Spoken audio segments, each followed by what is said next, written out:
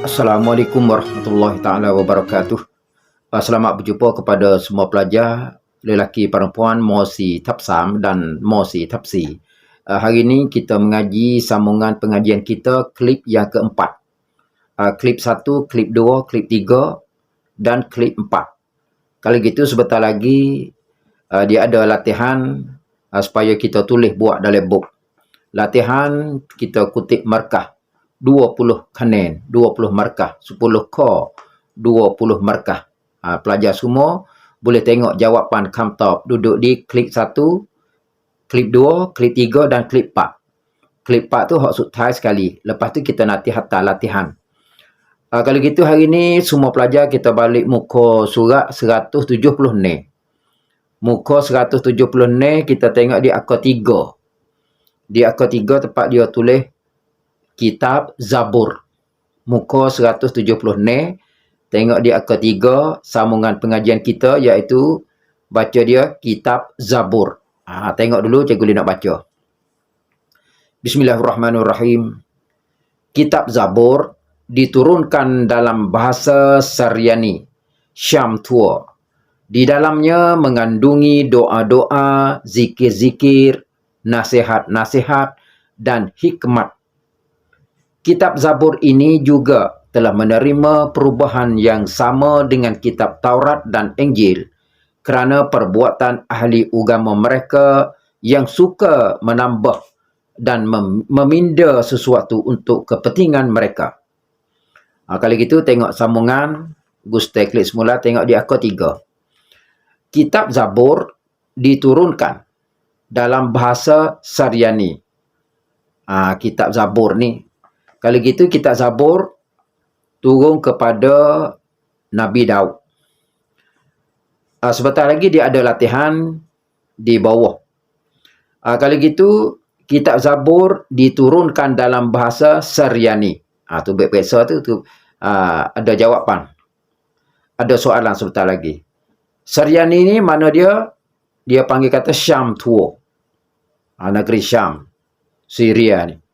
Di dalamnya, mana di dalam kitab Zabur mengandungi ni benda yang ada dalam dia tu doa-doa, ada macam-macam doa, zikir-zikir, biasanya kita menyebut nama-nama Allah, nasihat-nasihat, benda yang biasanya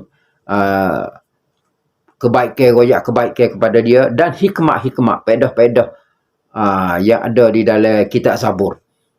Kitab Zabur ini juga telah menerima perubahan yang sama dengan kitab Taurat dan Injil.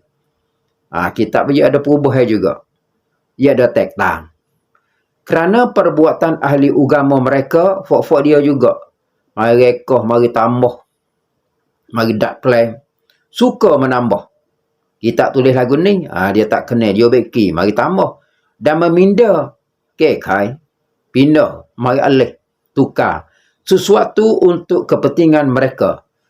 Dia tambah, dia ukar, dia kurang tu untuk pedah bagi fok-fok dia ya. Bagi suan tua dia. Tengok zona yang kedua balik bawah. Kitab Taurat dan Zabur sekarang pernah dinamakan Perjanjian Lama. Tengok sekali lagi. Kitab Taurat dan Zabur, dua perkara ni, dua nama kitab ni sekarang masa juklah ni pernah dinamakan. Fok dia letak nama. Nama apa? Kitab Taurat dan Zabur. Capur dua tu, nama dia Perjanjian Lama. Asal. Tengok balik bawah pula. Manakala kitab Injil. Saat ni Taurat dan Zabur. Ni manakala kitab Injil. Injil ni dinamakan. Dia tak nama Kitab Perjanjian Baru. Kitab Taurat Zabur Perjanjian Lama. Kitab Injil Perjanjian Baru.